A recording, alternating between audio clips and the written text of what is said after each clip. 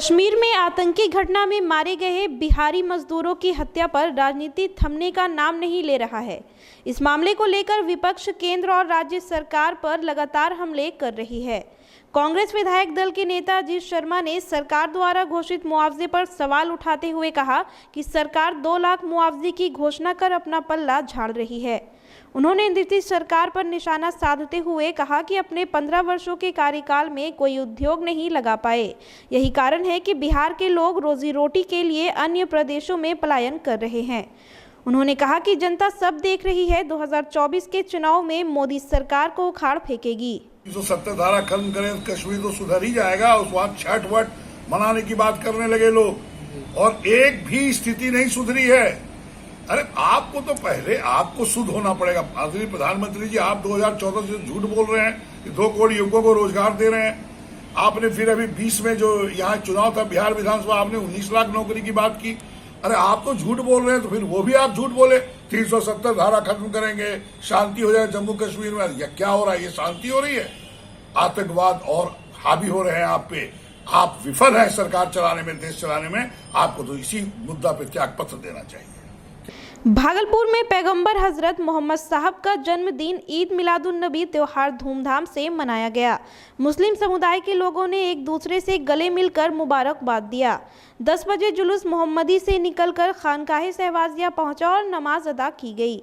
इस कार्यक्रम में उपस्थित लोगों ने एक दूसरे को गले मिलकर मुबारकबाद दी और मुल्क की हिफाजत के लिए इबादत की। बड़ी खंजरपुर जामा मस्जिद के इमाम मुफ्ती गुलजार अहमद ने तकरीर पेश की। उन्होंने कहा कि आज का दिन मुस्लिम समाज के लिए बड़ा महत्व रखता है। पैगंबर साहब इस्लाम धर्म ही नहीं बल्कि हर जाति, देश और दुनिया के पैगंबर हैं।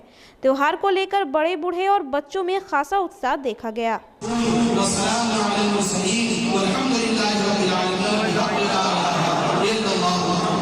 त्रिस्तरीय पंचायत चुनाव में जीते हुए प्रत्याशी अब शीघ्र ही अपना कामकाज संभालेंगे।